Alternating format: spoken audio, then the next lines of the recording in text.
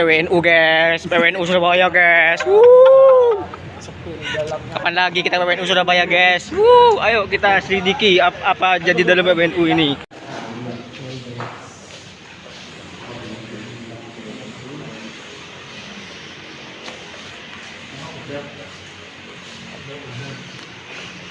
Ada apa sih di dalam itu? Mari kita tengok. Tengok. Iya.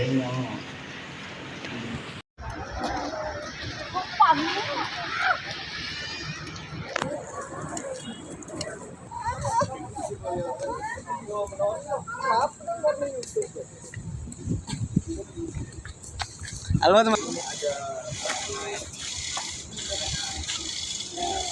Nah, ini manusia tembus pandang. Mata dia kena belah.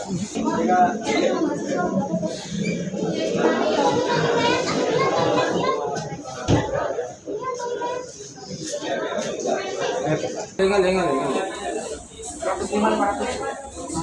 Kepentingan deh. Ya.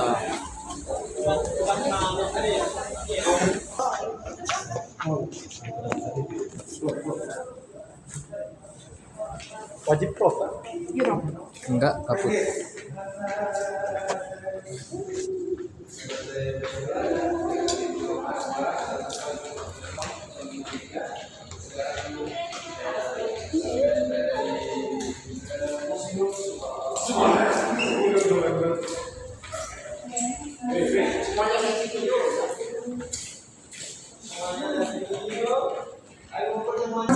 Di bawah yang maju di bawah.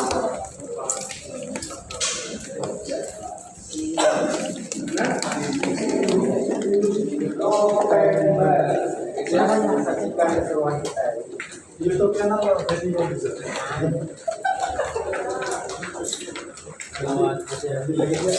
Segi jenisnya lebih ya.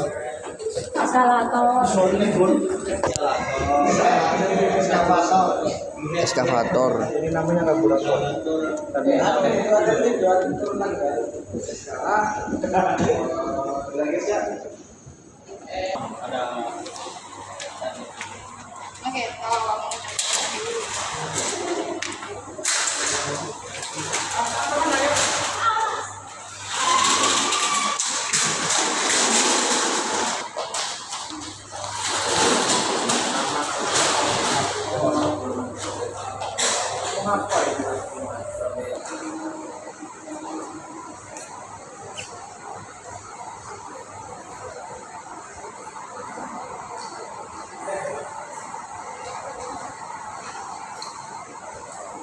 langsung luas khususnya di Surabaya ini, karena pada saat itu badan berita kita itu masih dipegang oleh Jepang. Jadi Jepang itu sudah lancar untuk berbahasa Indonesia.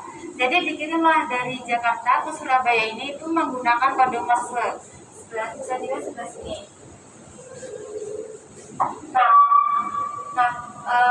Dan area sebelah sini ini ada handycam. Ini kamera zaman dulu untuk mendokumentasikan peristiwa-peristiwa. Kalau mau dokumentasi jangan pakai flash ya. Nah yang tengah itu namanya itu mesin ketik. Kalau sekarang biasanya kan pakai komputer ataupun laptop. Jadi dulu gitu. Nah yang terakhir yang sebelah sana itu ada topi sama rencana dari polisi istimewa. Jangan pakai flash. Itu Bung Tomo ini tuh bekerja sebagai penyiar radio di Radio Pemberontakan. Nah, jadi beliau ini tuh menugaskan dirinya untuk berpidato. Nah, pidatonya ini tuh berisi untuk menyemangati arek-arek Surabaya agar tidak takut terhadap ancaman sekutu. Nah, kita bisa dengerin pidatonya bareng-bareng.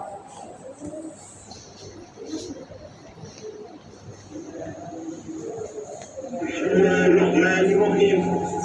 Merdeka!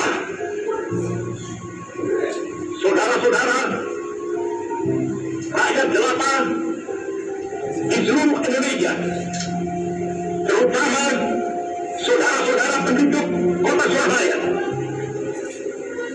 kita semuanya telah mengetahui bahwa hari ini tentara Inggris telah menyebarkan pamflet-pamflet yang memberikan suatu ancaman kepada kita semua.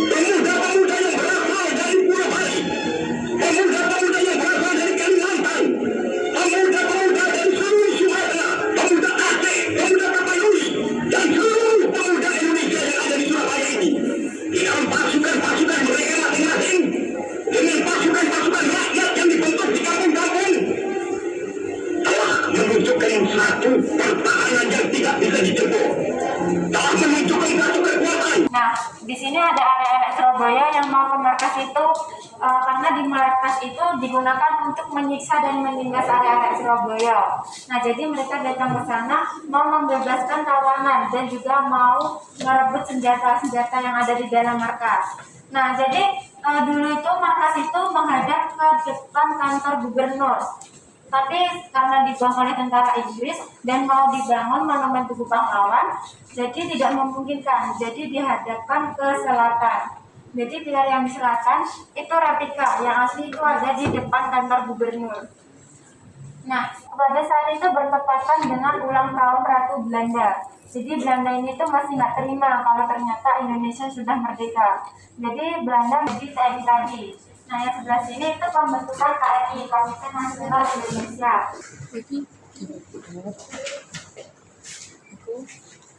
Yang tadi itu asli. Ini asli. Ya. Nah, jadi ini ada senapan mesin ringan. Jadi kita itu dapat senjata ini tuh dari merampas Jepang tadi. Sekarang lanjut lagi. Tapi di salah satu titik, Melati ini tuh tewas tertembak oleh salah satu pemuda. Ditemukan dengan polisi yang sudah meledak dan ada yang luka.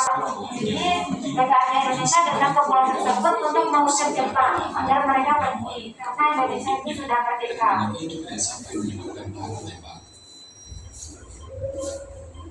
Oke, sekarang ini beliau, ini tuh namanya Mbak Darmontir. Nama aslinya Mbak Daria Suradikusumo. Jadi dipanggil Mbak Darmontir ini karena beliau ini tuh suka mengunyah sirih. Dan beliau tuh suka melemparkan sirihnya yang dimakan ke para pemuda yang berebut nasi bungkus. Agar disiplin, jadi dilemparkan sirih tersebut. Jadi Mbak Darmontir ini bisa membuat 500 sampai 1000 rumah sakit tertua yang ada di Surabaya. Dibangunnya pada tahun 1808. Dibangun oleh Daendels, orang Belanda. Nah, jadi disebut rumah sakit Simpang ini karena letaknya di persimpangan. Tapi sekarang rumah sakit ini sudah dihancurkan pada diresmikan pada tanggal 10 November 1952 oleh Presiden pertama kita. Nah, karena pertempuran ini terjadi pada tanggal 10 bulan 11 tahun 45, dimasukkan